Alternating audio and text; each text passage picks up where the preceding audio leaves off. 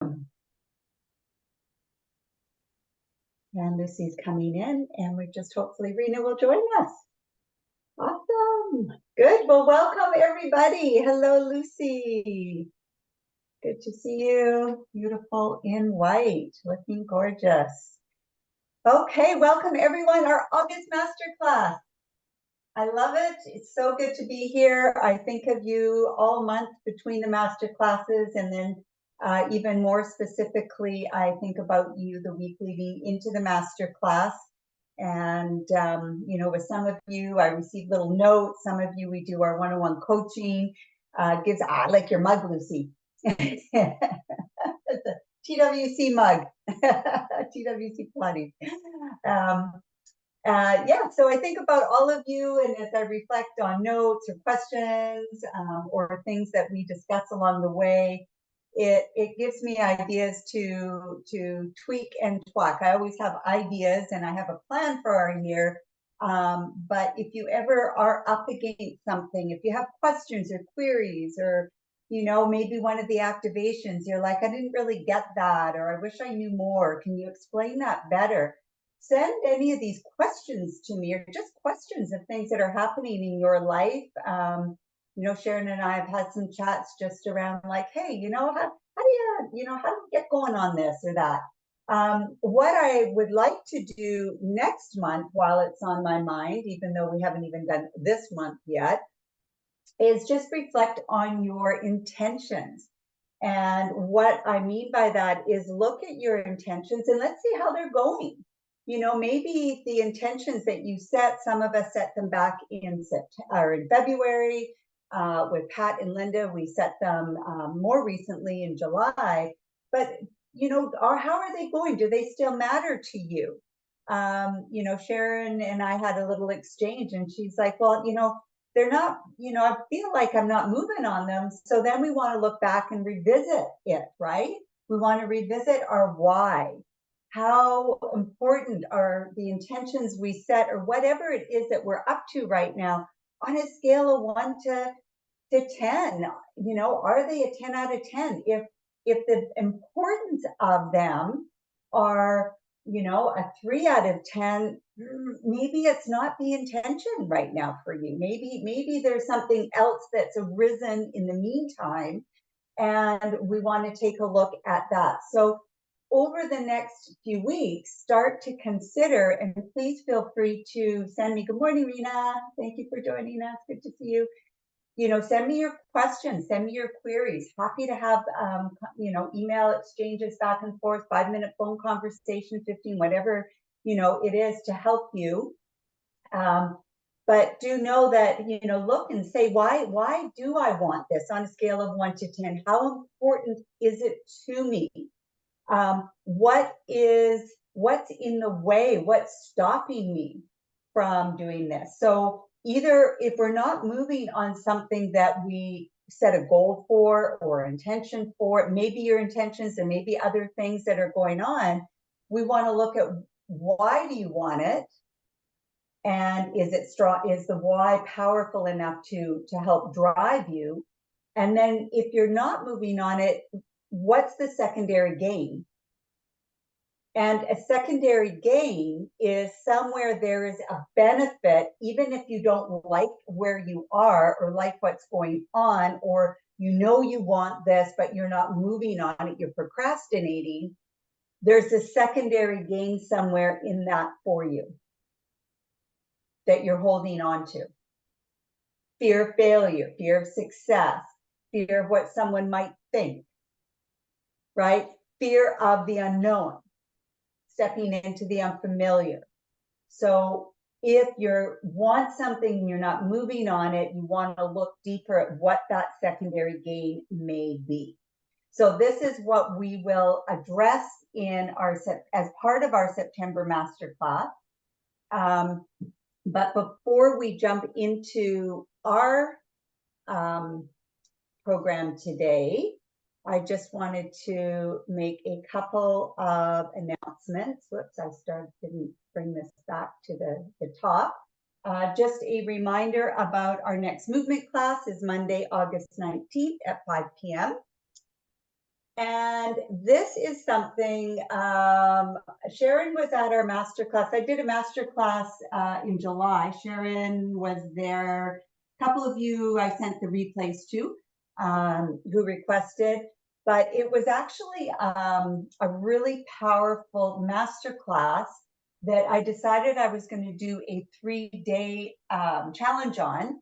And if you're sort of feeling a little bit, even like, I set these intentions or these other things are now changed in my life, right? Life is always happening.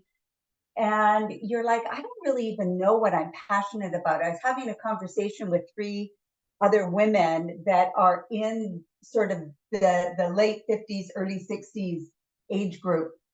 And they were sort of, they were done the career they had, but they still wanted to either create something new for their life or create a new career. And the conversation was, well, I don't even know where to start. How do I start? And so if you're in any stage of transition in your life, maybe there's changes in your relationship, changes in your family, changes in your home, like you're thinking about a transition there. Maybe there's something you want to create to bring more purpose and meaning. We're actually going to step back even one step back from creating intentions. And I really drilled into this in the last couple of months. I'm like, what do we need to do before we set intentions? Because when I've done that with some people, I'm like, there's a step, there was a process missing because they were so challenged setting intentions. I'm like, well, we actually need to tap into what are our passions? What are we passionate about? And so in this 3 days, we're going to create a passion list. And it's a list that's about all aspects of your life. What are you passionate about? What are you a bold stand for you? And then we create our top 5 passions, which is where we got to in this one masterclass because we only had 90 minutes. And then because we have 3 sessions, we're going to take it even further, rate them. How are we living into them? So say one of my passions is, living and working from wherever I chose. This is mountains. I'm living at a 5 out of 5, but it's still in my top 5. However, is another one of my passions that I'm a thoughtful and present parent. And then I'm like, I haven't actually spoken to my daughter for a while. So I would rate myself like a 2 or a 3 out of 5. And then I know where my work is. And so this is going to be very powerful. This is something I will invite you to even share with your friends. I'll send an email to you that it would be a great way to introduce people to this work. Or if you know people that are kind of like, I don't know what to do now. I have a friend that just lost a spouse and she's creating a whole new life for herself now. And she's like, I don't know where to start. So it's that work. So watch for emails on that. And super excited to offer that. Great. All right. So we sort of jumped in as I do, because you don't know I've been sitting here thinking since 4 a.m. about all this, and I feel like sometimes I just gotta get it all out, get it all out. So what we're going to do now is just take a moment to breathe and ground, and then we will give you some time to share any of your wins, your celebrations. Remember, even the small ones are important. So as we're grounding and centering, you may consider what it is that you're grateful for. You may consider something that was just, a delightful moment, or something that's like, wow, that was a big win for me. And so just sort of dropping in through our grounding process in a place of gratitude, coming into your core, which is really what we're going to spend a lot of time on today. So just taking one hand, place it on your heart, another hand just down on your belly. And you're welcome to close your eyes. I'm going to close my eyes as I do this with you. And just take a few gentle breaths, just a few gentle breaths, and notice where the breath is going right now. There's no right or wrong. Notice if the breath is up in the throat or shoulders, Notice if the breath is in your chest. Notice if the breath is already down deep into your belly. Notice if there's a tension or a softening as you breathe. And notice if there's an ease in the breath or if it feels hard to get a breath. Just notice. Notice if it's easy to breathe through the nose or if you feel like the mouth still needs to kind of help you get that in. And that's okay. There's no right or wrong. Just noticing, just noticing. Allow the breath to be easy, but allow it to be complete, remembering the giving and receiving of the breath, that there is a balance. And if you're finding it difficult to breathe in, notice if there is a difficulty in your life in receiving. Maybe you have a hard time receiving gratitude or gifts from others or support from others. Just notice and then let that thought go. Now start to intentionally bring the breath down into your belly and notice if you can have your belly hand fill first and then your heart. And then as you exhale, let your heart soften and then just gently draw your belly button back towards your spine. Again, as you breathe in, can you fill your belly first? And then your heart center rises. And exhale, chest softens and belly gently pulls back. Allow your shoulders to relax. Allow your chin to drop just slightly. You can allow your mouth to relax, your tongue to soften. And again, just coming into your core, down into your body. We're going to be exploring our gut instinct, our three hearts today, our heart in our gut, heart in our heart, and heart in our mind, the three minds, the three brains, how they work together to guide us. Beautiful. And then allow yourself to gently open your eyes and come back into this room.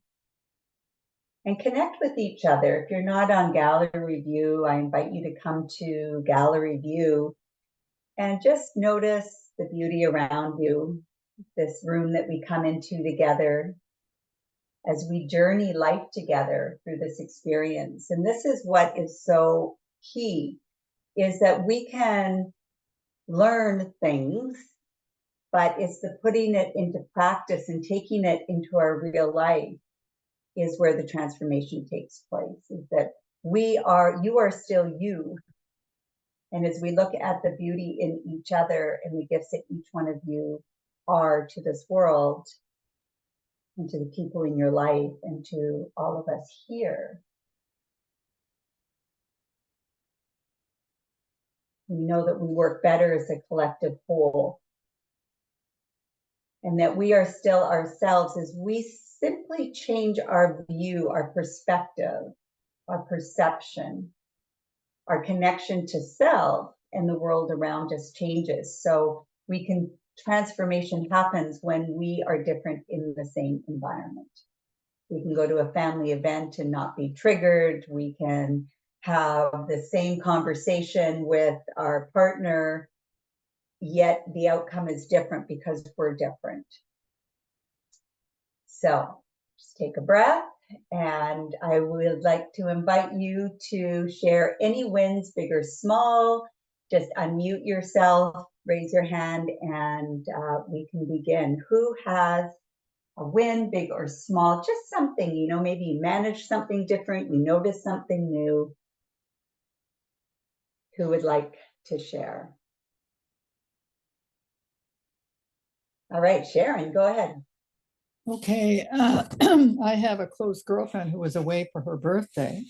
So last week, I booked a happy hour at Joe Forte's because she lives at Granville Island in Vancouver.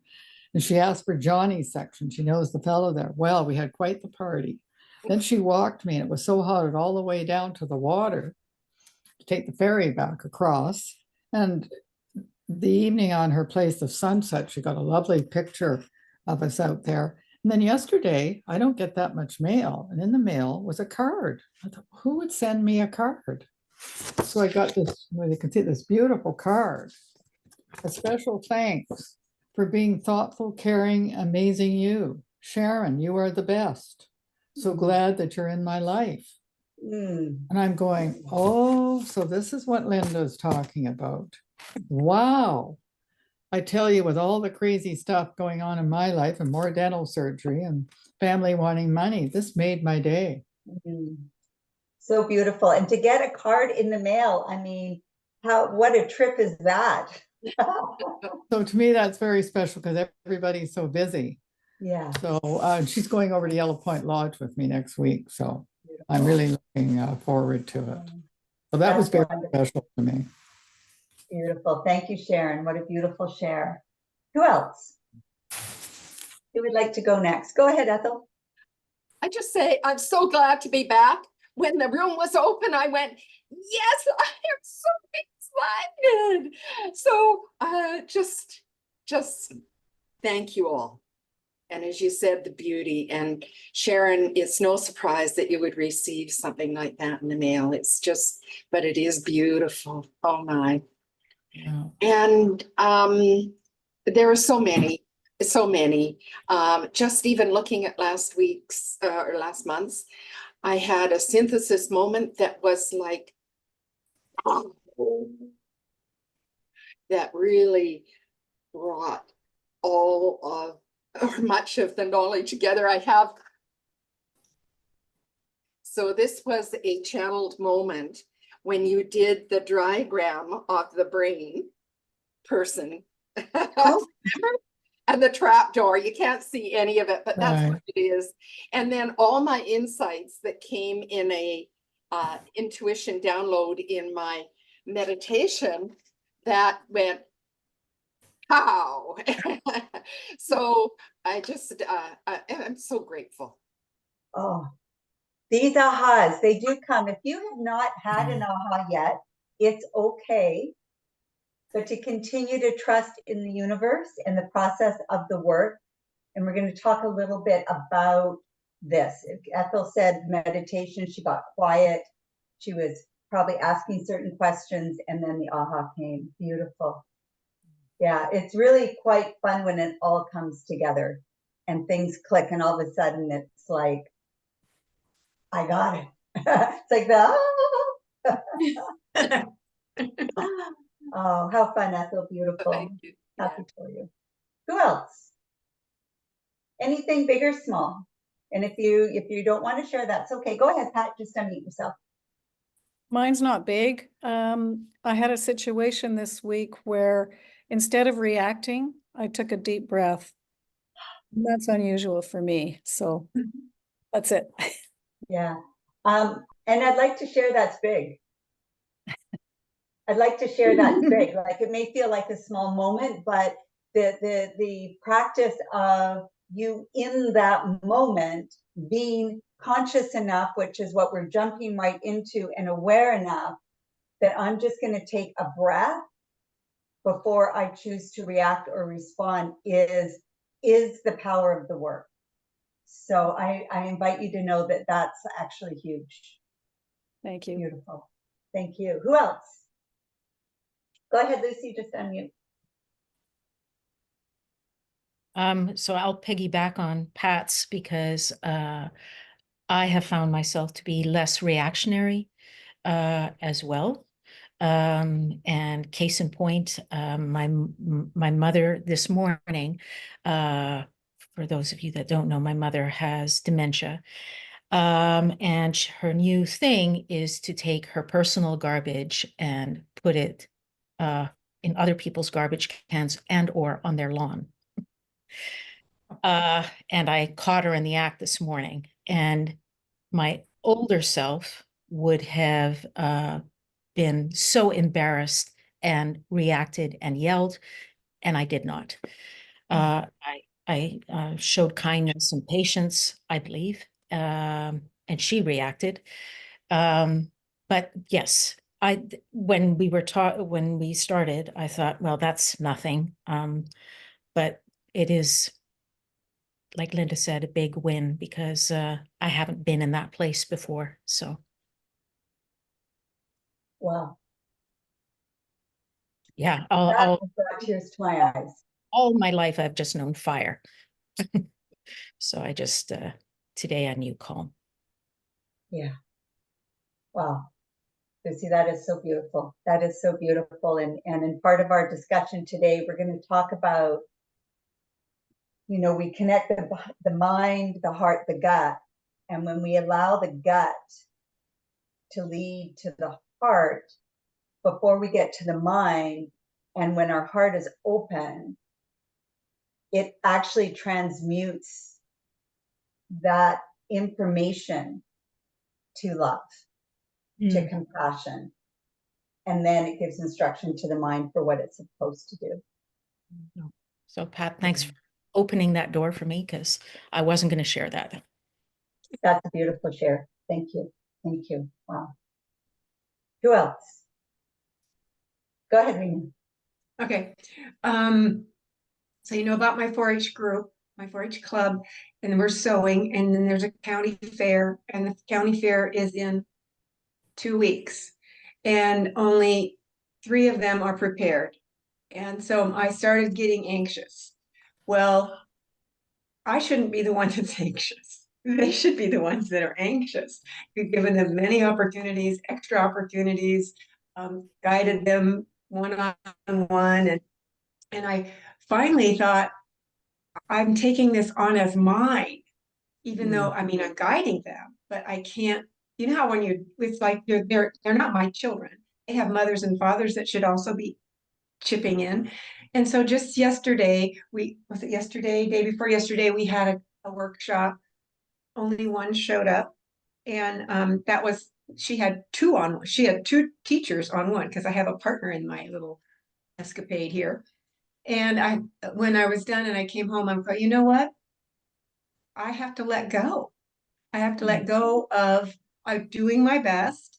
If they don't, I've never been a teacher like this before. So I feel like it reflects on me if they don't finish or do a good job.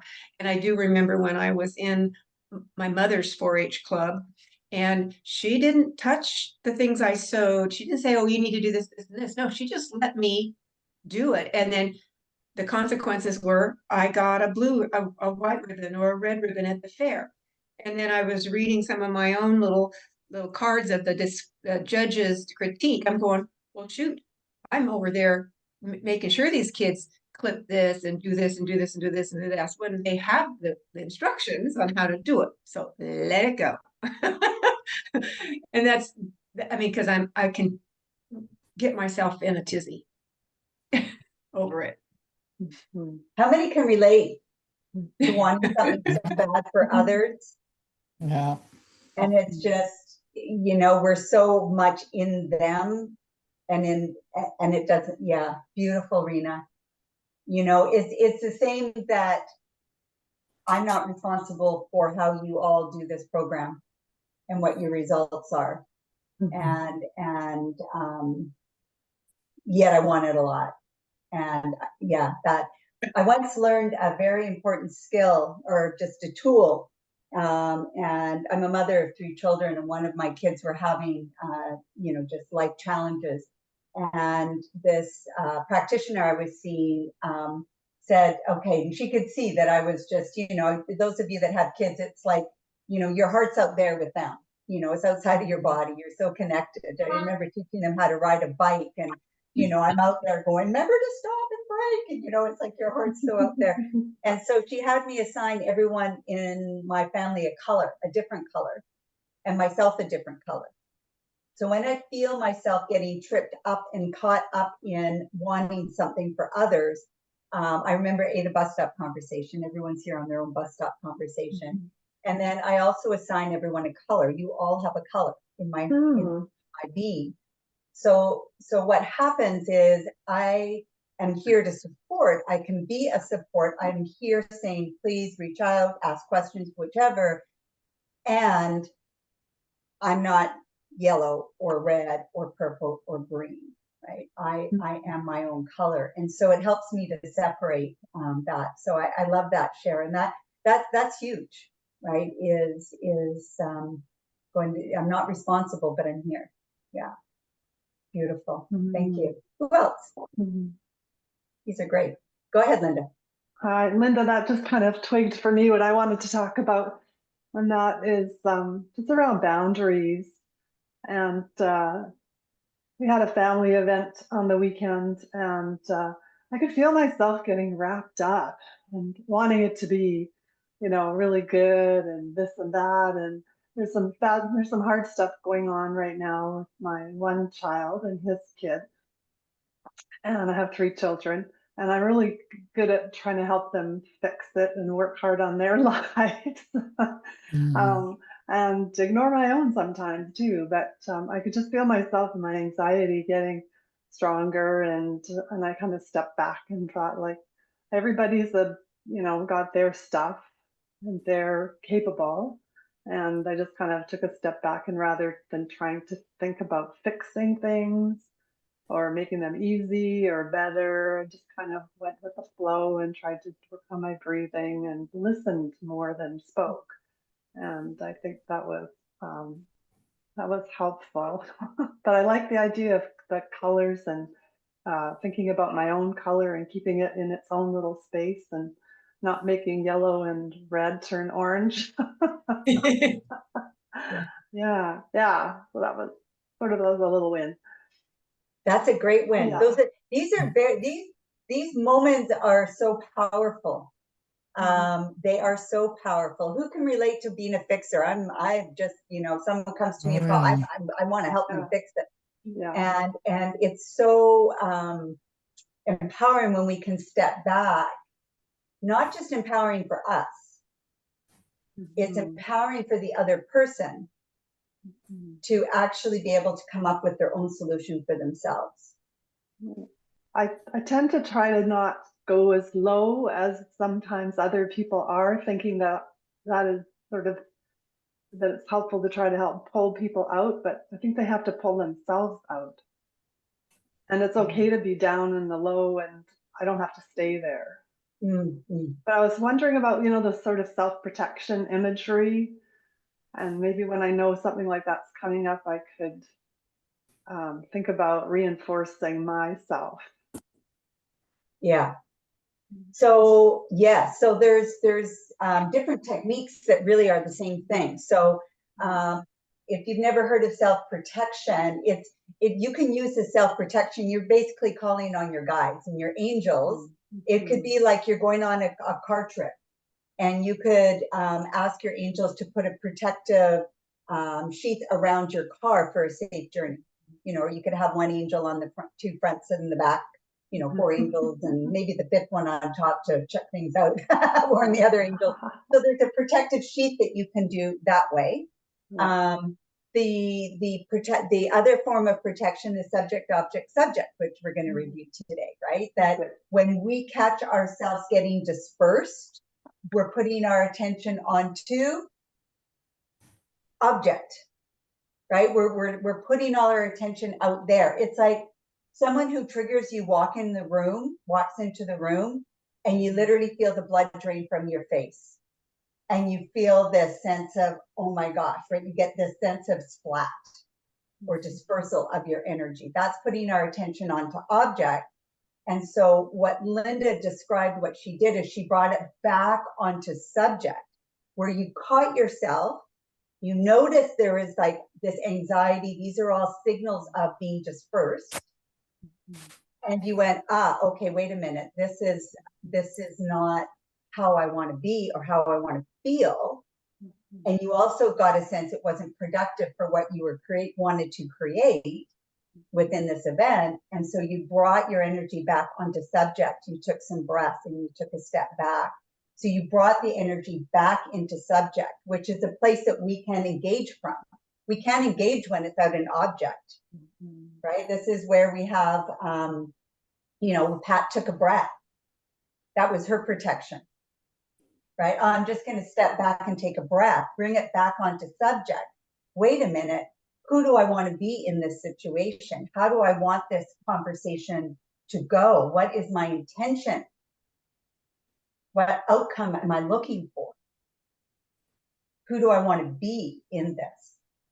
Right. So you see, there's a lot of similarity in the shares here. Yeah. With what Rena has shared, with the outcome that Sharon had with doing something beautiful for a friend, that there was an intention in the outcome that she gave from her heart, with Pat taking a breath, with Lucy stopping and going, okay, here we go. We're just going to deal with this, but I'm going to deal with it from a loving place. And rather than it becoming a big, you know, yes, you said your mom reacted, but you didn't. So here you sit, seated as the soul, as the self, going, I handled that the way I wanted it to go. That's empowering. Beautiful. Beautiful. Thank you, Linda.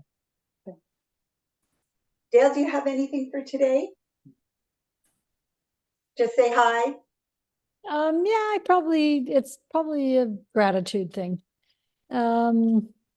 Ethel and myself and a couple of other friends have a group. We all are kind of like-minded spirits, and we get together once a month. And yesterday was absolutely wonderful. Yeah, we had a great time, laughed a lot, and yeah, it was great. Yeah, so just so grateful for that group of friends.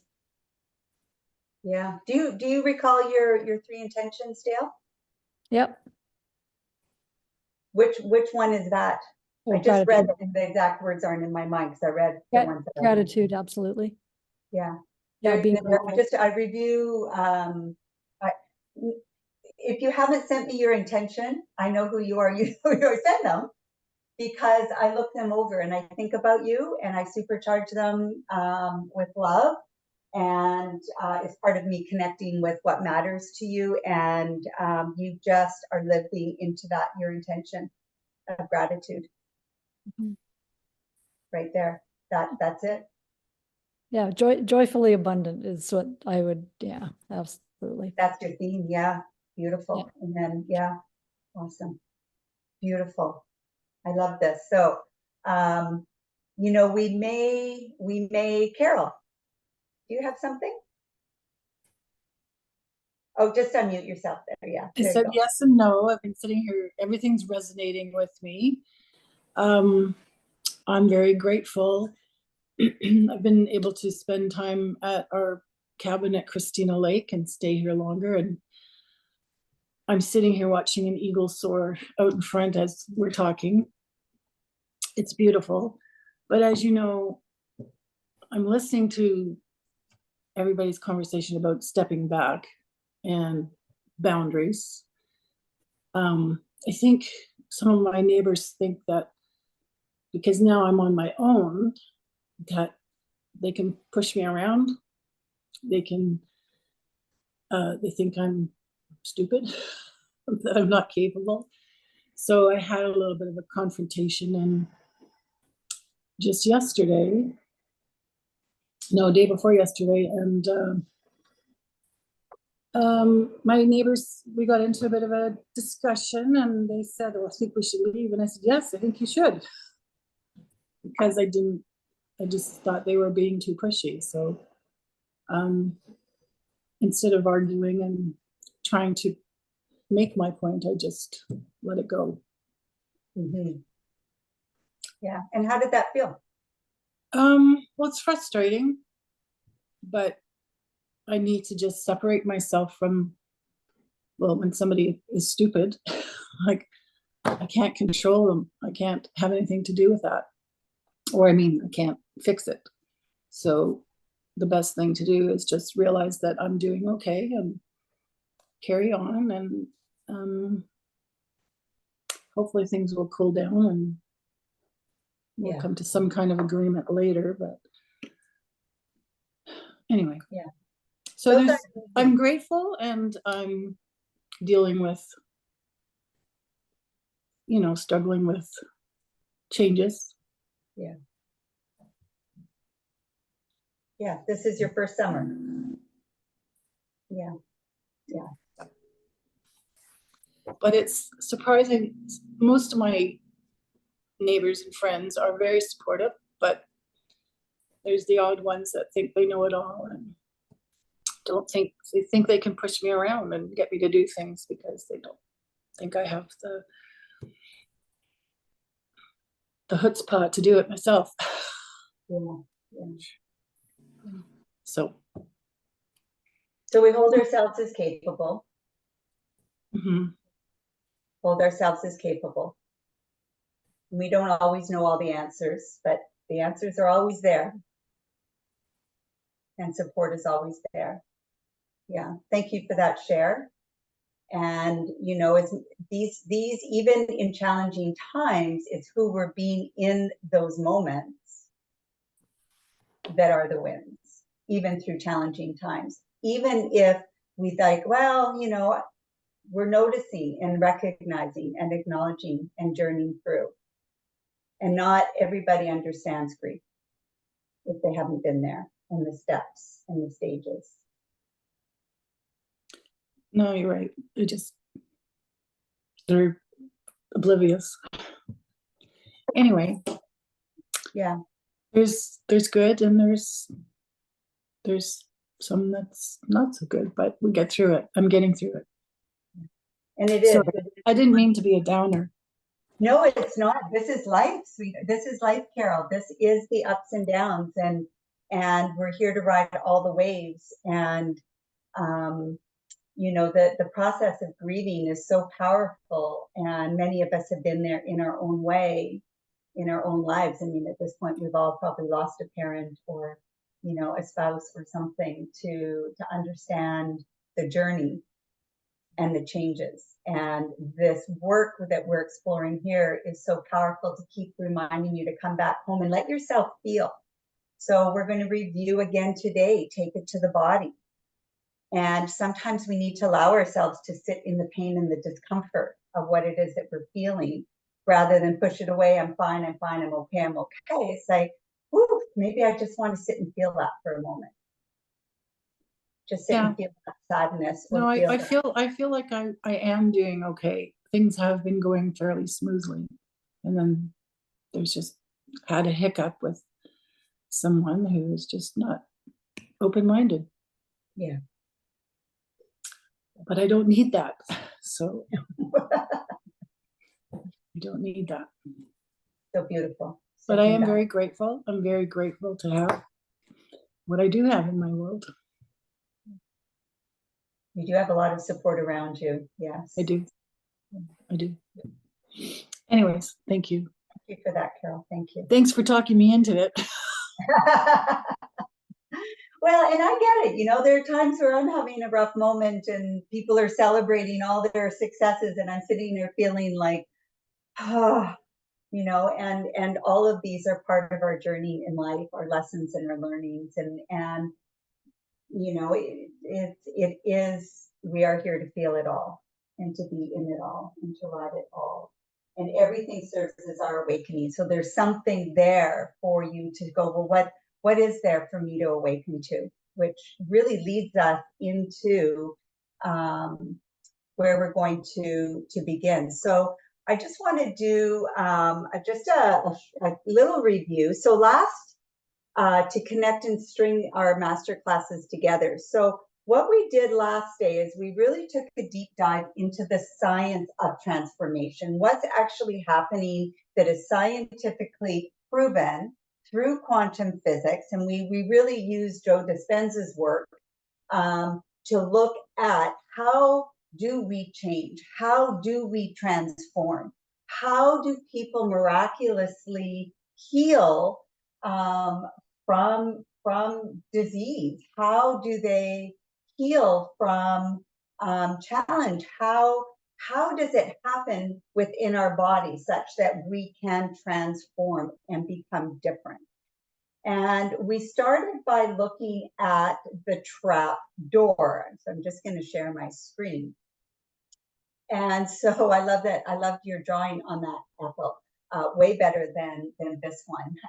Like, so we looked last month at how we store memory and what happens when we have high levels of stress, for example, and we don't have the flow happening through our body, right? So when something happens and we either don't have the circuitry in place to deal with it, or there's too much stress coming at one time and the brain shuts down. So we talked about this line between the conscious mind up here and the subconscious mind down here. So say we see a bear coming, we go back into memory. Bear is in, I see a bear and it tells us what to do. So we get, there's an emergency, I need to respond. I need to fight, flight, or freeze. The bear is gone. We go back into memory, bear gone, and it says, okay, you can relax and carry on. But what happens if we have a finances bear, a stress bear, a family stress bear, a career bear? What if we have all of these stressors coming? It takes us into overload, hyper emergency mode. And what happens is this line of flow between the conscious and the subconscious mind shuts down, such that when the bears are gone, we actually don't get the message that the bears are gone and we can relax. So if you are finding that you get, say, triggered from something from the past, right? We talked about, you know, you go back to a high school reunion and maybe high school wasn't great and you start to feel all these feelings again.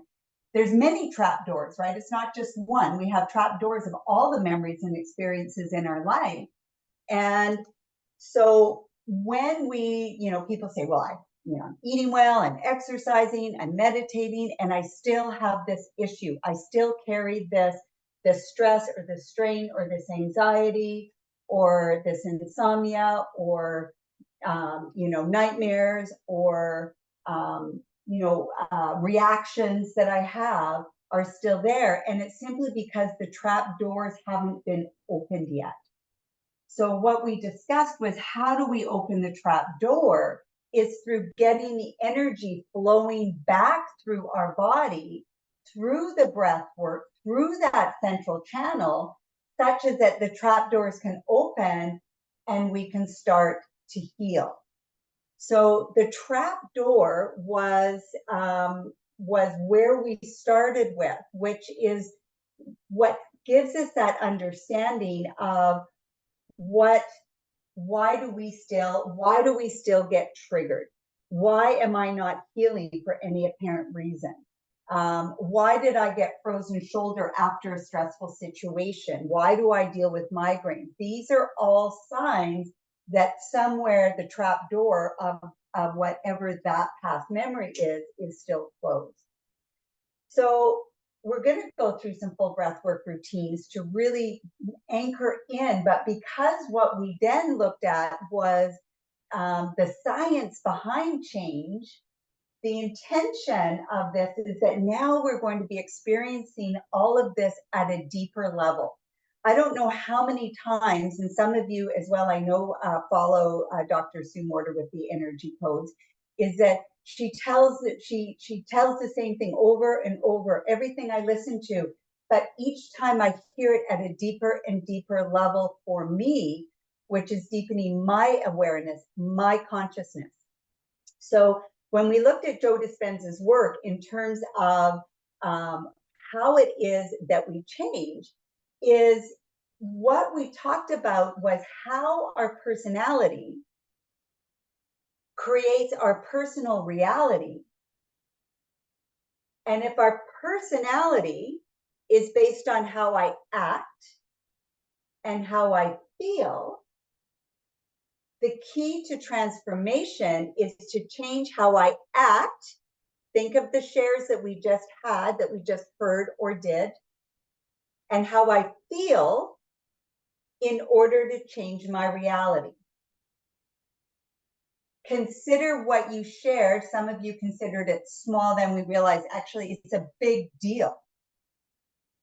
Because you are still you, but you are not acting the same. Right? I took a breath. I was in a conversation, and rather than reacting, and I know how that was going to go because I've been doing that for years, I stopped, I took a breath, I came back onto subject, and the outcome of that conversation changed.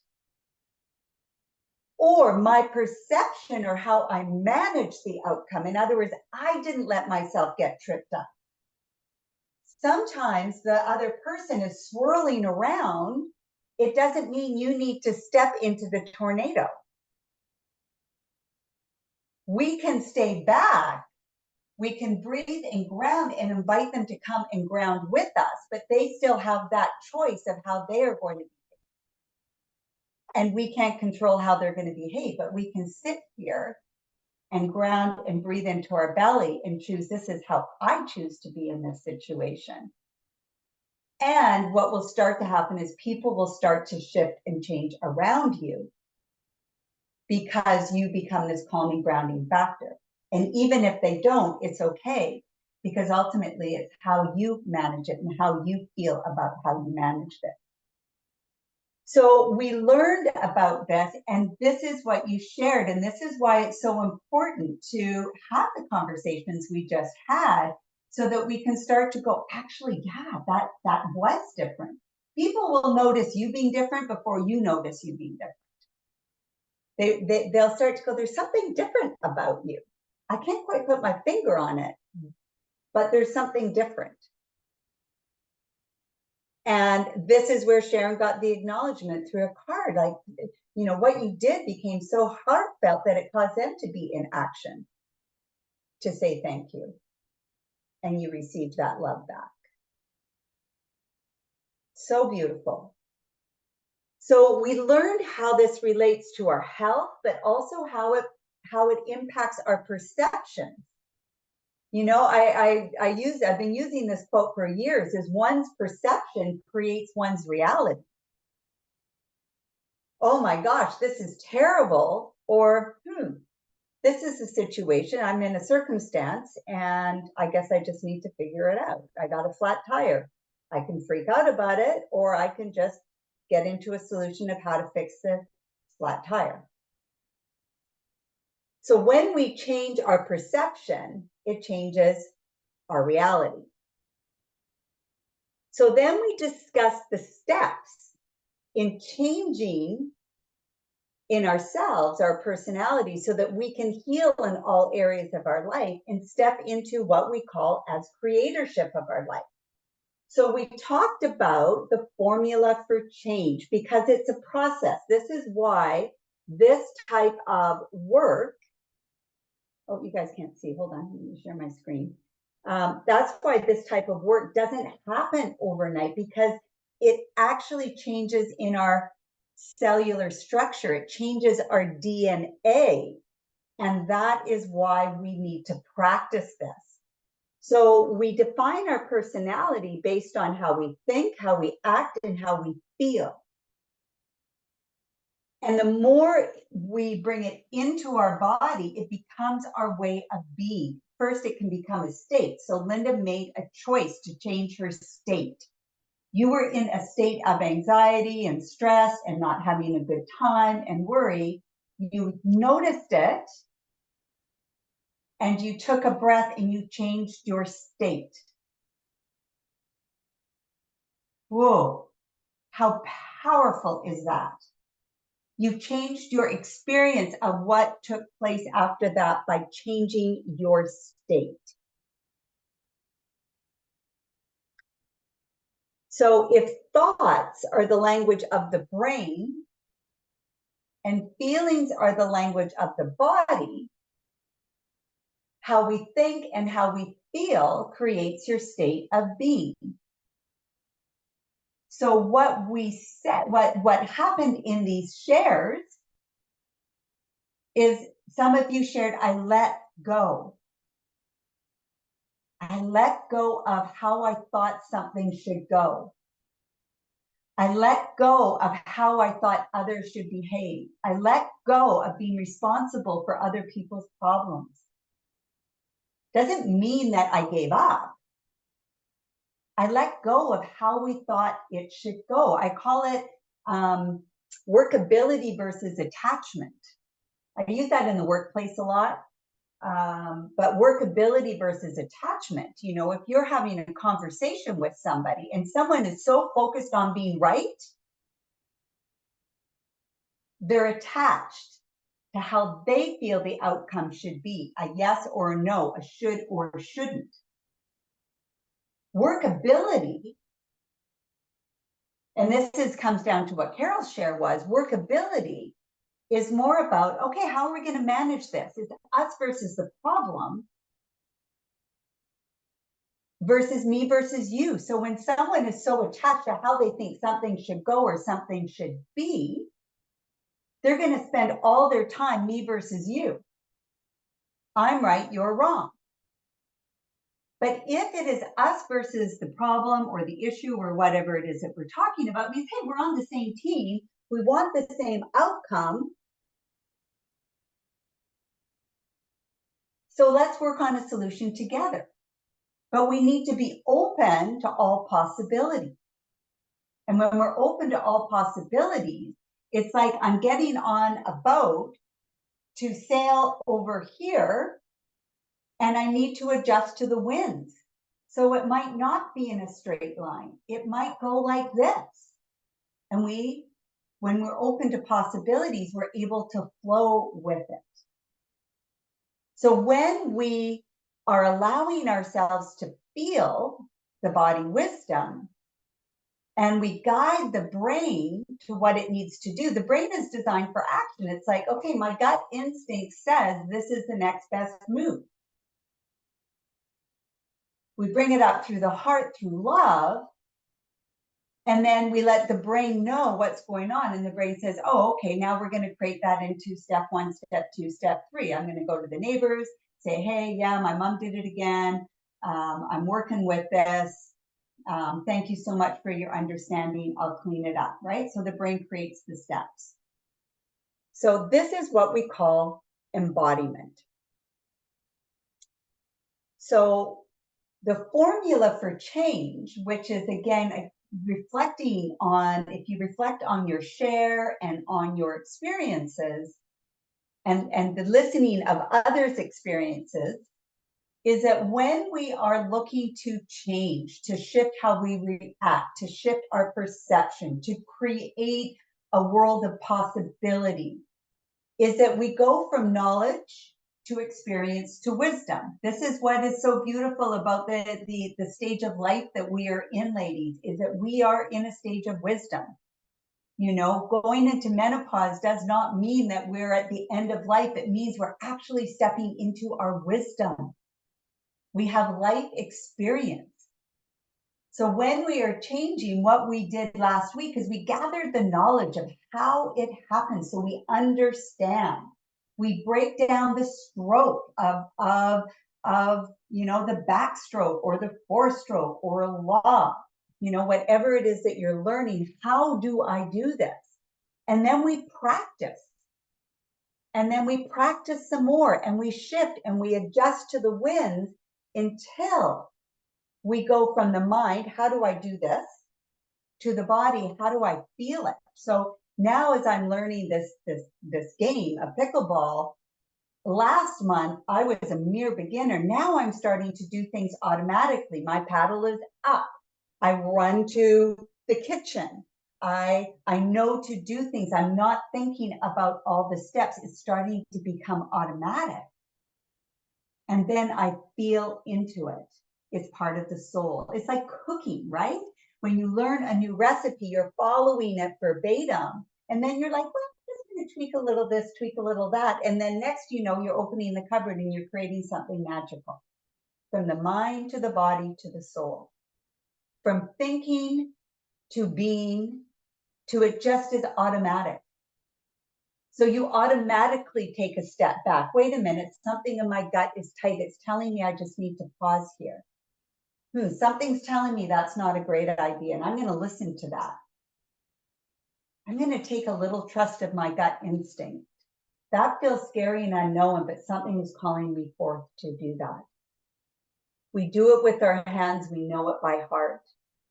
To believe and behave and become. These are the formula. This is the formula for change. Any questions on that? That was last month's lesson. If you didn't, you weren't here, you didn't watch the replay, just go back and watch the replay in your portal and it'll all come together. Any questions on any of that?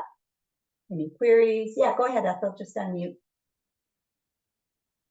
This is Ethel needs to know concrete thing, but the trapdoor is, and so I had a question about, is this an energetic place between the conscious and unconscious? Is it located in the pineal gland? Because it looks like the pineal gland might be the, I don't, and it doesn't matter anyway, because all the principles are the same. Yeah, the cave of Brahma, which sits behind the pineal gland, right? And then we've got back here where our memory is. So, I mean, it's all connected in the brain, but the frontal lobe is what makes you, you. When we're shut down and we have the amygdala hijack, right? We're operating in our primitive mind, brain. So when the trap door is open and flowing, we're able to be the wise adult. We're able to be in the frontal lobe, which is where the pineal gland sits, just behind here. It's our vision, right? And the cave of Brahma is sitting right in the center of that. I have some good pictures I'll send you. It's sitting right in the center of that, but the subconscious is below. The conscious mind is here, frontal lobe, wise adult. I can stand in this conversation. I can take a breath. I can be here and engage, right? We heard a lot of that happening in our shares. But as soon as we're triggered, woof, we're back here in the primitive brain where the amygdala is. And that's where we get hijacked. And we actually have to walk away and leave the conversation because I can't deal with you. Now, it's different than taking a break, right? It's different than taking a break. If we are hijacked and we're aware of it, we can say, you know what? I just need to gather myself. I'm going to take a break. I'll be back inside of 15 minutes. And we have to come back, right? We just give ourselves to gather ourselves, do our breath, come into our core, give time for the wise adult, the reasoning side, and come back. So yeah, it's all back behind here. And I do have a picture I'll send to you guys so you can actually see it. It'll just take me a bit to pull it up. So, but in the, there we go, that there, right? It's all sitting, right? You can see the conscious is up here and the subconscious is down here. But I have more detail. Great question. Anyone else have questions around the trapdoor, the process of change? Are you guys curious? Are you, now that we had our shares and we review it, are you starting to see it in yourself or in each other that it's like, that's what's happening? Like, I'm getting it. I'm actually living it. Right? And this is the difference between just going and say, oh, that's cool information and practicing it. Otherwise, it just sits as cool information. And when we're in this process, not just for a weekend, but for 8 months, 12 months, we are actually in the experience of it where we can go, oh yeah, okay, that's what happened. Oh, that worked. Oh my gosh, that worked. That worked.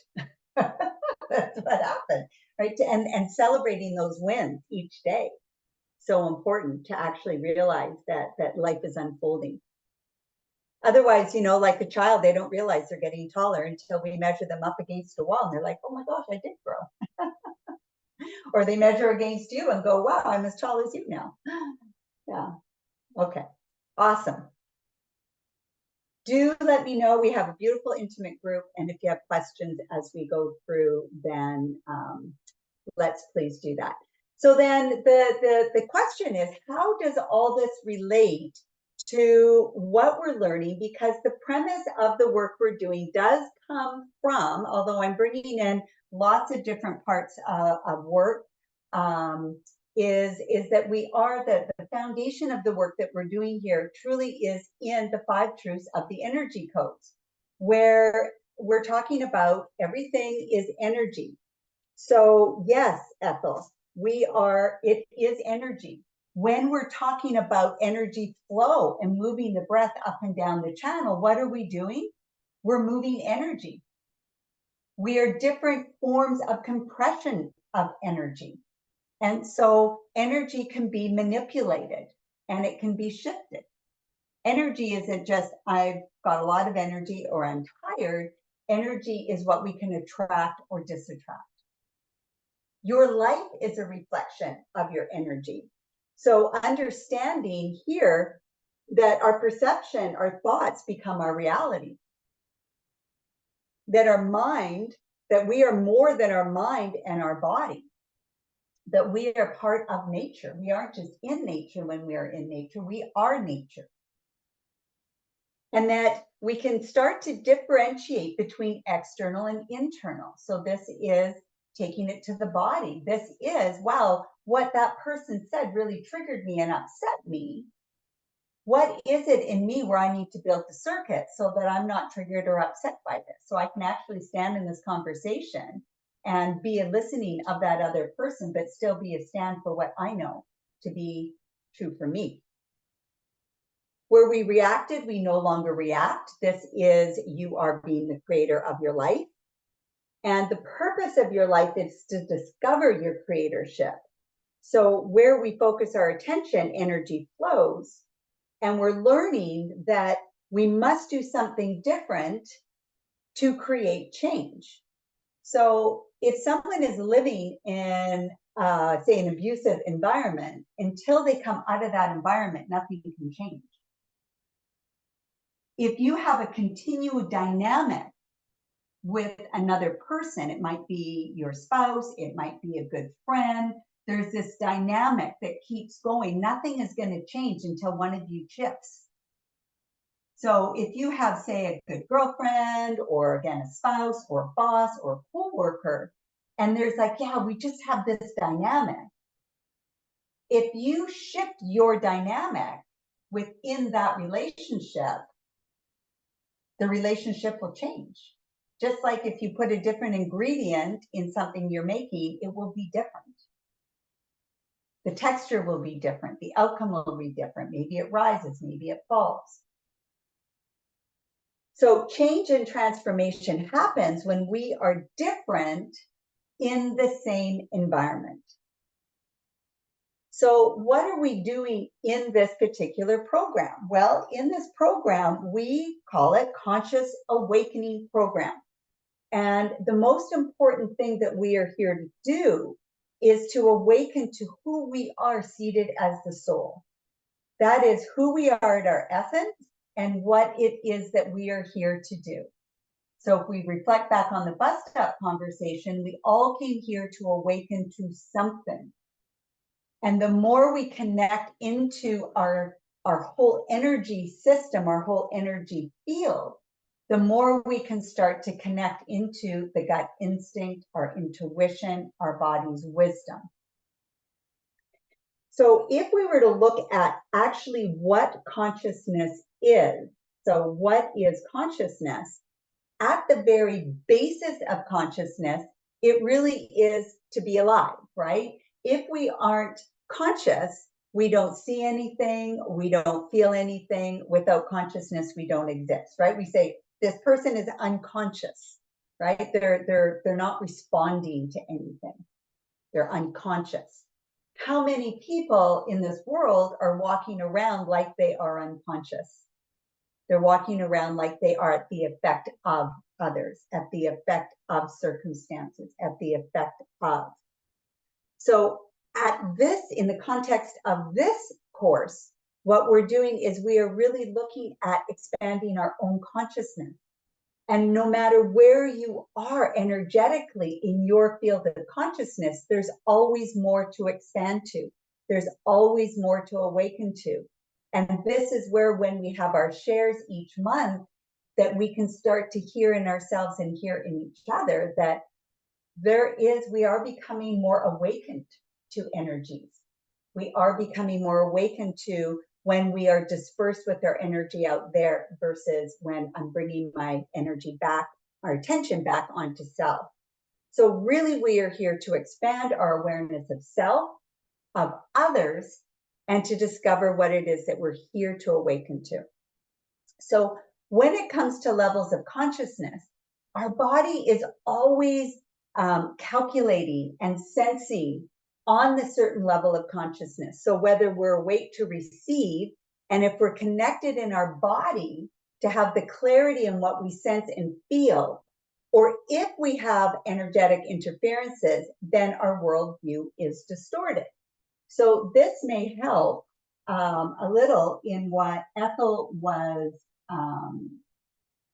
sort of alluding to, right? So when we are connected into the body, right, and we have this energy flowing, it flows from pure consciousness up here, it comes down to the earth, hits off the earth, and it changes because our body frequency is the same as nature, which is in that alpha wave of slow to medium, and it recycles around. And from here, we're in touch with all aspects of our energy field. And if we think of the energy man, we have our chakra system, right? Our chemistry body, our emotional body, our mental body, our spiritual body. And this is what makes things work. But when we have distortions, experiences in our body that we haven't had the circuitry with, what starts to happen is that the energy is distorted, it bounces down, and then we end up having a distorted view of the world.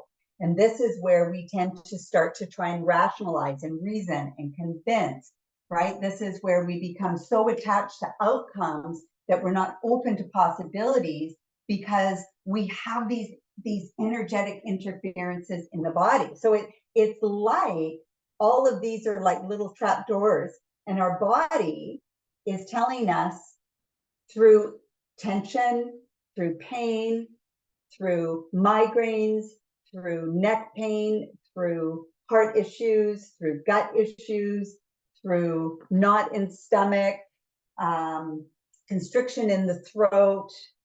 It's telling us, are we on track or are we off course? So just take a breath into that.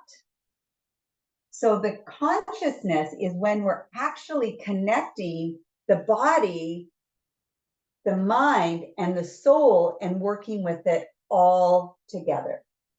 And when we get caught up in the mind, this is when we start to how do we know when we're in the mind and not in the body? We're reacting. We don't know what to do. We become anxious. I don't know what to do. Should I do this? Should I do that? Well, what if this happens? What if that happens? We're worrying about the future. We're fretting about the past that's already happened.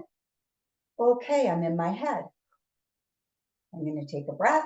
I'm going to come down into my belly. I'm going to squeeze Mula Bandha down at the root chakra. I'm going to come back home to me. I'm going to ground. And I'm going to check in with what my body is telling me. The person that I'm dealing with is doing their best. The person I'm dealing with is doing their best. So again, I've been taking pickleball lessons, and I, have this coach who I love.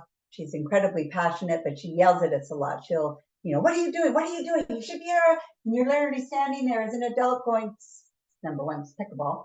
And two, I'm doing my best. And so I had a little chat with her one day, and I said, we're all here and we love your passion. And we're doing our best. Every time we come, just consider that we're doing our absolute best. We're learning. We're in those learning, right? And I'm in the experiencing and trying and making mistakes and then getting it right and going, that felt good. And when you yell at me I go into that fight, flight, and freeze, and it doesn't work. It impedes my learning. I actually said, when you yell, my ears don't hear you. When you yell at me, my ears don't hear you. I used to say that to my, my kids when they would yell and scream at me, and I would say, my ears don't hear you when you yell. So if you could speak in a way that my ears can hear you, then we can come up with, something for you. Sometimes we just got to talk real simple, right? So, and it really worked, right? She got it because I came from my heart, right? My gut instinct said, I love this coach, but there's something that's not working. I brought that feeling up into my heart where I was like, could feel her passion, and I didn't want to upset that passion. But I wanted to share my experience of, I really love your coaching and your attention to detail, and your passion is amazing. There's the love. And I respond better when you tell me what to do. The yelling doesn't work. So tell me, rack it up. Tell me, run. Tell me, Bob. And now we have this beautiful connection, right? Because my other choice was to go to a different coach. And then she would have felt bad, I would have felt bad, and we would have had stuff between us, right? So the basics of consciousness then is really about unlocking our full potential. And that's all we're doing. Each time we practice this, we're up-leveling our awareness, up-leveling our conscious. So there's a beautiful quote, and it is, let's see if I can go back to that. Nope, hold on. There it is. There it is. So what is consciousness? Consciousness is all there is. It's the essence of life and the key to unlocking our full potential. And what can happen is when you are aware and you're in communication with others that don't have this awareness, we don't want to think, oh, well, they're just so. We get, okay, I'm the one. I'm conscious, I'm aware. Okay, well, let's work together on this. Let's look at workability versus attachment. We all are here after the same cause, right? So there are times where we need to step forward as the one who's awake, as the one who is aware, and create the environment of which we can have good communication. Back in the day when I started into this work, I was like, what if everybody in my business did this work? What would our communication look like? Well, they weren't game. A couple of them were game, but they weren't game. They weren't interested. They're like, I just want to come here and work. This is one of the reasons Lululemon is such a successful company, is that everyone in Lululemon has to do the Landmark Forum. Now, the Landmark Forum, if you haven't heard about it, it's a worldwide personal development program where they're teaching consciousness and awareness. They're teaching about integrity. They're teaching about impact of your words on others out there. They're teaching this foundation, and that is part of it. He pays for them to take it, and that is the condition of them working there. But not everybody in your life is going to have the same level. So do we just cut them off at the knees? Well, we might find that we choose our company, we choose where we want to be, but like this, we're always going to be interacting with people. So how do we interact with the world out there when they all have different experiences and different levels of consciousness? And this is how, come back onto self, be aware of how we're feeling. Are we getting triggered? Rather than looking for them to change, it's like, what is it? Be the change you want to be, right? So consciousness. And I wanted to just sort of set the stage on that. Whoops. And so that we sort of have this basis. So for the purpose of today, just a few distinctions. One is we're treating the word consciousness as our awakening. We're treating embodiment as how we sense and how we feel, so that we can have an inner knowing, our intuition, and we can trust our own answers. That when we talk about manifesting, it really is in how do we use the source of energy and our consciousness to realize our visions and our dreams and our desires. And a reminder that that miracles do exist. And when we create the conditions for miracles, they do show up, right? We can't make a miracle happen because a miracle is a surprise and welcome event, but we can create the conditions that the miraculous can happen. So to become conscious or aware or awake, we must connect to the self, not just the mind, not just the body, not just the soul, but all three at one time. And this is what we call embodiment. So let's take a moment and go into our central channel breath. So just sitting back on your spine. And by sitting back on our spine, what I mean is not leaning back in your chair, but sitting back into your spine from the inside. And what you might notice happen is that you actually sit up straighter, that your spine is what supports you and holds you up. And then just come into your belly breath.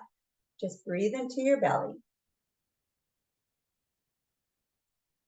And as you exhale, just pull your belly button back towards your spine. And again, breathe into your belly. And exhale. Now engage your root chakra, your mula bandha. Just tighten your pelvic floor muscles. This is if you're stopping the flow of bathroom.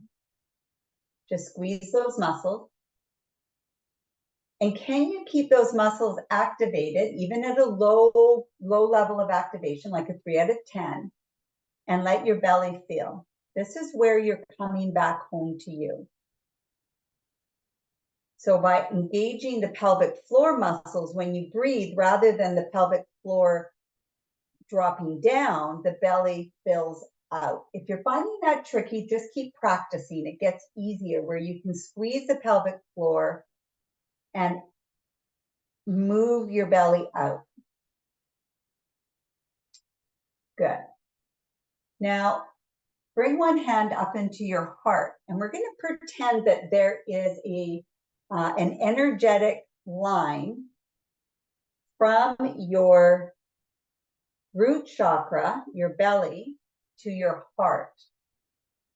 And as you inhale, just imagine that the energy is going from your belly up to your heart. So it's like the central channel breath, but we're just connecting the heart and your root chakra. And as you exhale, imagine that energy going from your heart back down to your root. So you're feeling your belly expand, heart center. So you're breathing from your gut up into your heart. And as you exhale, send the energy from your heart back down to your gut.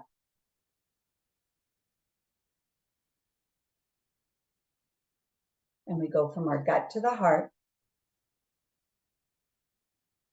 and our heart to our gut. So keep doing that breath. So we have 1 billion bits of information coming to us every millisecond. It doesn't land in our brain, but that billion bits of information actually lands in our gut. All of our cells around our body, and then that gets moved into our gut. And then that information comes up through our heart, where we want to transmute that into the greater good, into that sense of what it is that I'm here to awaken to, if it's a circumstance, what it is that I need to have self-love or compassion. So it transmutes into that deeper love.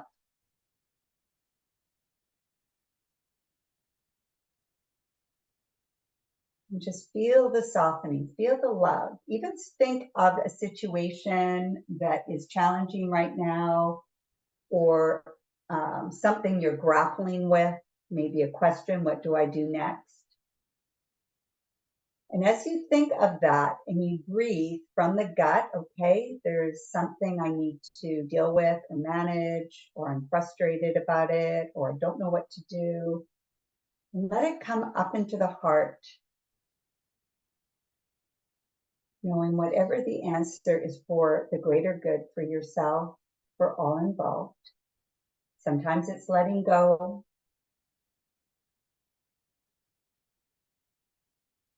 Sometimes it's shifting who we are being. Just let yourself become quiet in the breath.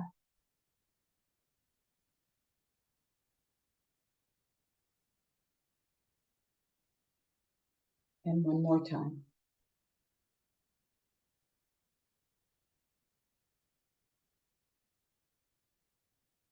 Now bring your hand off your chest. And just with your eyes closed, roll your eyes up, looking into your pineal gland or your third eye. And now we're going to bridge the gut. Squeeze your shoulder blades just a little to the heart, up into the brain. So this time as you breathe in, draw the energy up from the gut into your heart, up into that place in the third eye, just behind your eyes. And then exhale down. Let everything soften, belly pulls in. The information arrives to all of the cells, that lands in our gut, comes up through our heart.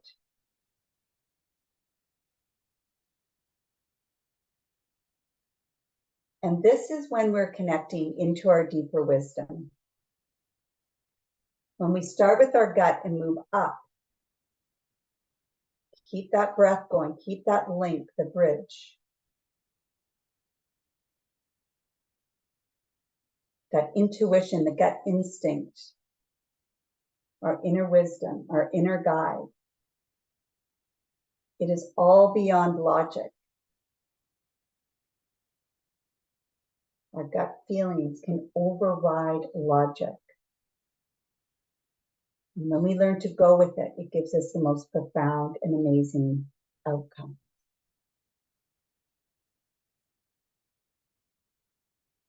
And now just breathe in from your feet up into your belly,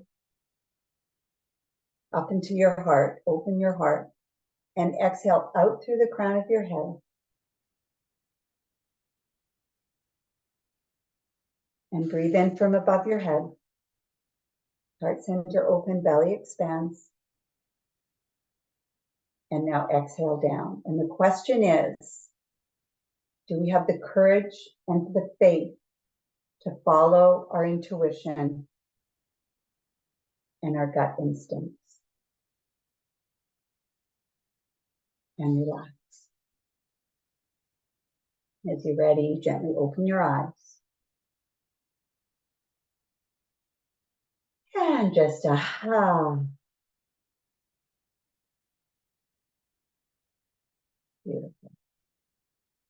Good. So how are you feeling? What are you noticing? And just unmute yourself. What are you noticing? How are you feeling? When you thought of whatever that situation was and then you breathed into it, did anything shift? Go ahead, Sharon. I'm feeling very relaxed, very calm.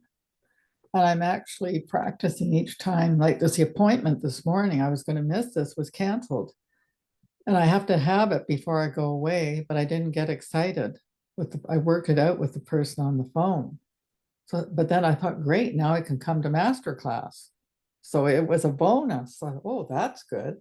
So that's how I'm trying each time. I have a whole bunch of other things I got to resolve. They're small before I go away. And this is the approach I'm going to try. I'll let you know how it turns out. That's beautiful. Yeah. Plan B. You know, things are all meant to be. When we live from the universe has our back and everything happens for a reason, and we trust that everything will work out. Doesn't mean we're not in action. We have to get off the couch and get in action. Oh, yeah. And we don't walk around being disappointed all the time. It's like, oh, well, that didn't happen, so guess I get to do this. Like when, I love your story when you were traveling and the hotel gave your room away and you stood in your grounding and said, okay, well, so this or something better then, and you got something better, right? This or something better. The universe has something better in store. Beautiful. Who else? How are you feeling?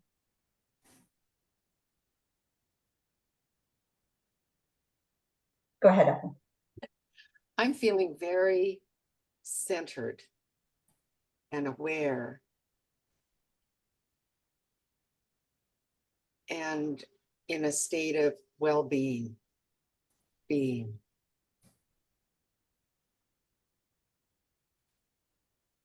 Beautiful. Wonderful. Brings Thank you. tears to my eyes. It's thank you. moving. Yes, yes. It's moving. Go ahead, Pat. I feel like I just had a little holiday. A break from this, Great. right?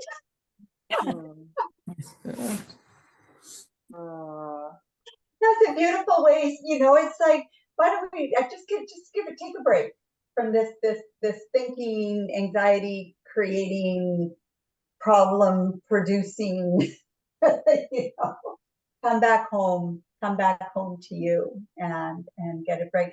That is partly why I love that, Pat, why, you know, getting out and being of service to others can be important as well at times, right? Is, you know, when we're at home, we get into our head sometimes, like, I'm just going to go out and go for a walk and get a break, right? We can have our own break through coming into our body and into that central channel breath. And when we come into our body and we really come into our gut and we listen to that instinct, and the more we, you know, if you know, is anyone sort of like, I'm not very good at trusting my gut instinct, or I don't feel like I trust myself to make good decisions. I'm like here sometimes. Just try and act on a little hunch in the next week or so. If you just kind of like have a hunch, just act on the hunch. You know, maybe, you know, Carol, you're out in the water, the wind blows up and your hunch is to go back. Just act on the hunch and notice all of a sudden maybe there's like a thunderstorm that was coming or something. You know, like something, you know, something. Just on a hunch. And notice what starts to happen. So this next thing is something a couple of you have learned it was our May master class. It was that 3-day challenge, but it's a good one to practice, and it's that yes and no in the body. We're almost done here. I can't believe 9:30. I can't believe it's 11. I could just sit here with all of you all day. It's just such great conversation to be in. If you're sitting, sit on the edge of your chair so that you have some sway. And if, as we go through this exercise, you're not feeling something, just stand up.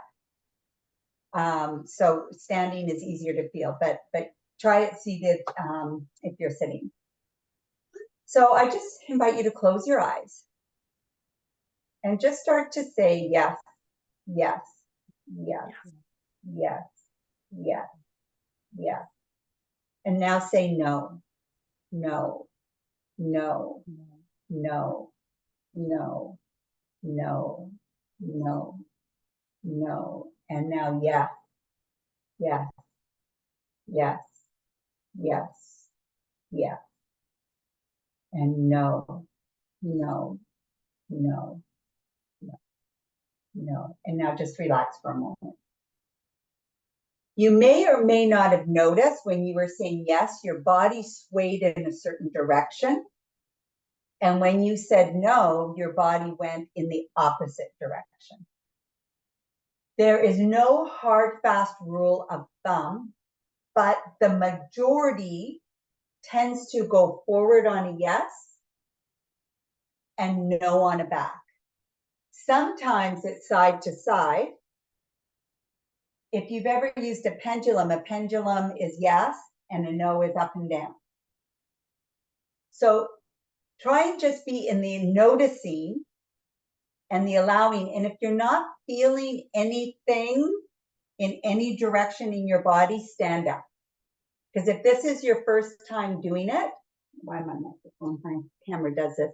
If this is your first time doing it, you may need to have a little more of a lever. All right, so close your eyes again, just take a breath into the belly.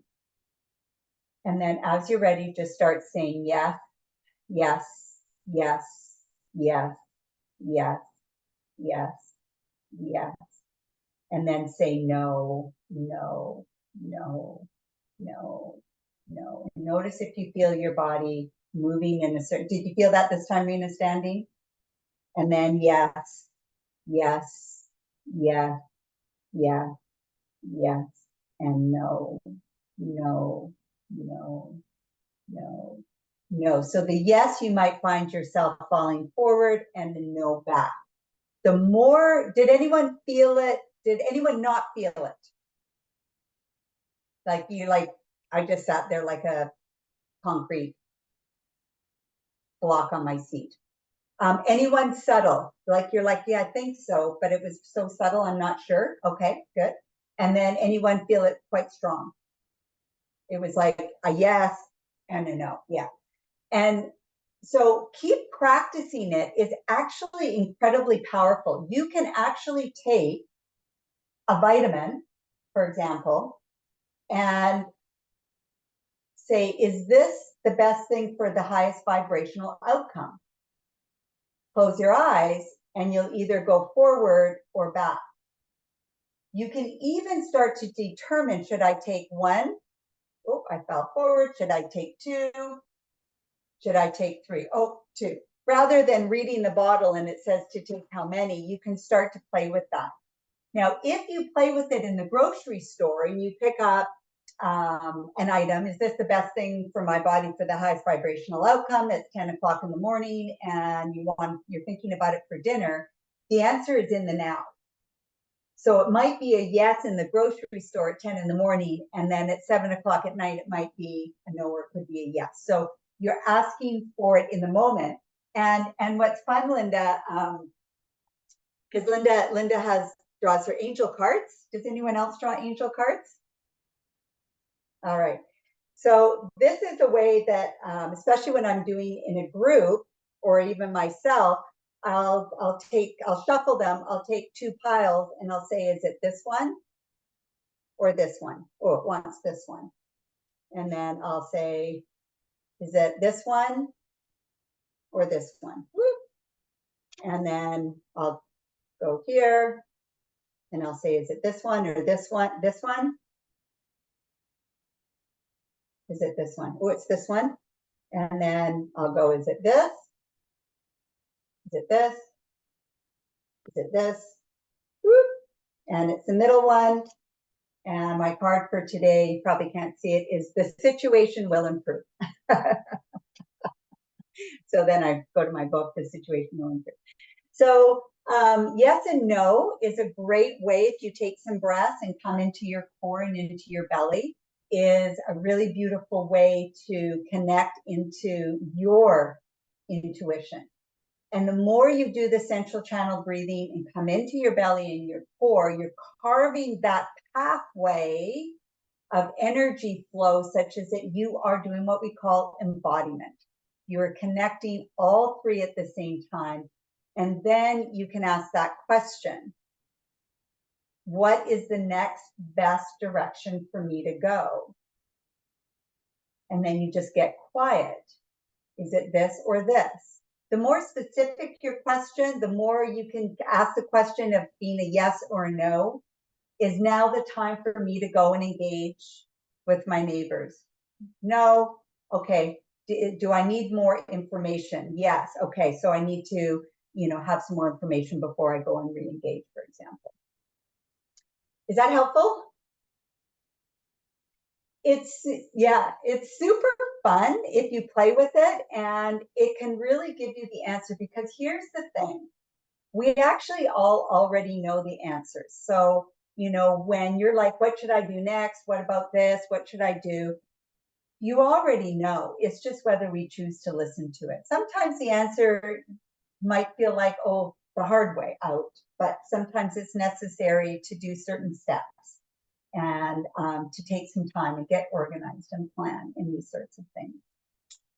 Any questions, comments on the yes and the no, or what we've covered today and taking it to the body?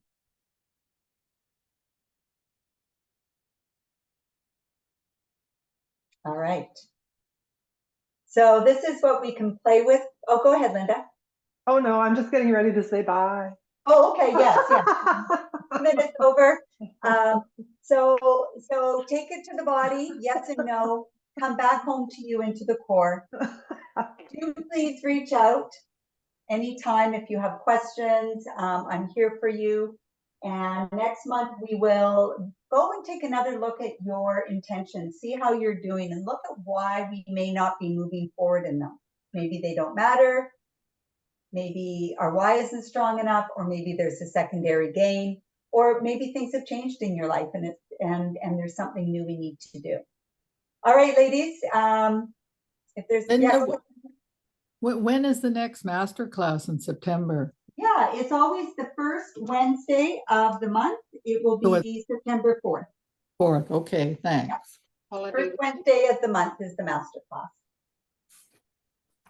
And the somatics class is always the 3rd Monday of the month. Thanks. Great.